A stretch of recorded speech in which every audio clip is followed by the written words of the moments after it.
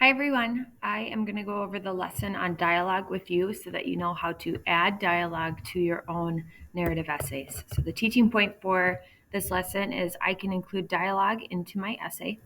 I need to know this because you will need to add dialogue for our summative assessment. So, how to use dialogue in our narrative essays. So each speaker gets his or her own paragraph or their own paragraph, a return, and an indent. This mimics a real conversation happening, indicating pauses and so forth. You want to include like he said or she said or they said into your narrative essays. I feel like great places for this is like if you're talking about someone from your own life that helped you understand your belief statement, and you have something like my dad once told me or my friend said to me in high school, something like that. That's a good place to add dialogue. The reader should always know who is speaking, so name them.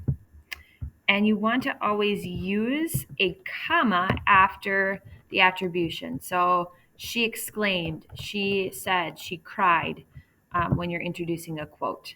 And you want to put the actual words of your characters or the people that are talking within quotation marks. So this is an example of what that might look like. Notice there are quotation marks before the sentence even starts. And then you have a comma after the sentence inside the quotation marks. If you have like the attribution at the end here where it says he whispered, okay? Notice that it's lowercase words after the quote as it's all part of a single sentence. And then notice at the end you have a period.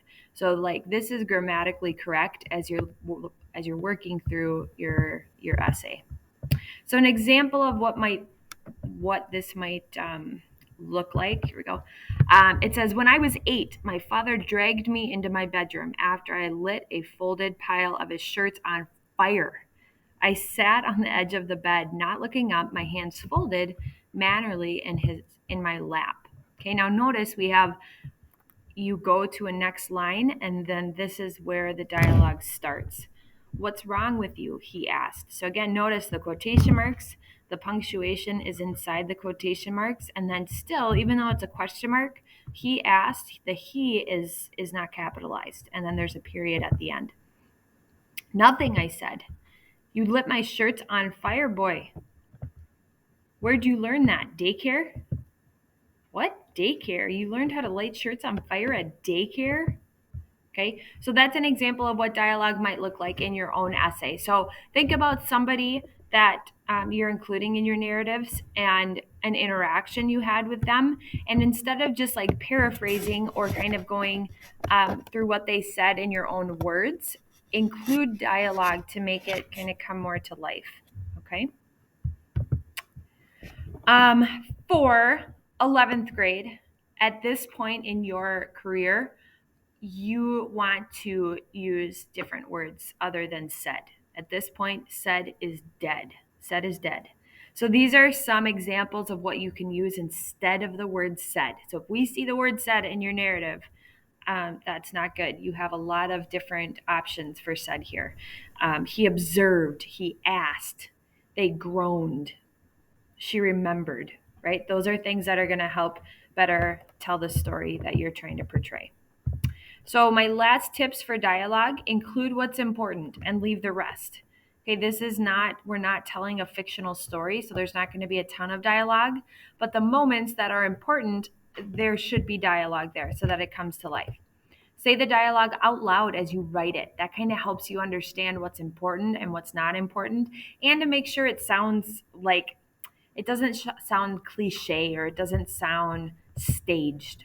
Would someone actually say this in real life? You want to try to make it seem like a real conversation. Is it easy to say or do you stumble over your sentences? I always tell you guys, if you're reading your essays out loud, you're going to catch those grammar mistakes, but you're also going to catch just like the flow and the piecing of your narrative. Like, does it work? Does it not work? What do you need to change? And then finally, do pause as you talk, but don't have punctuation. If you have those natural pauses, you might need a comma, right? Or you might need a period, and you might need to go on to a new sentence. All right, so your job today is to include dialogue in your narrative outlines. So you are going to work in the middle of your essays, and you are going to find a spot that you are able to include dialogue.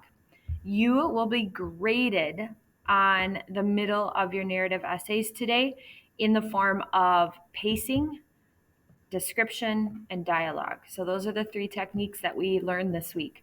And so go back to your notes and make sure that you include all these things in the middle of your essay. If you have questions, feel free to send me an email, and I'm happy to help you out. All right, go ahead.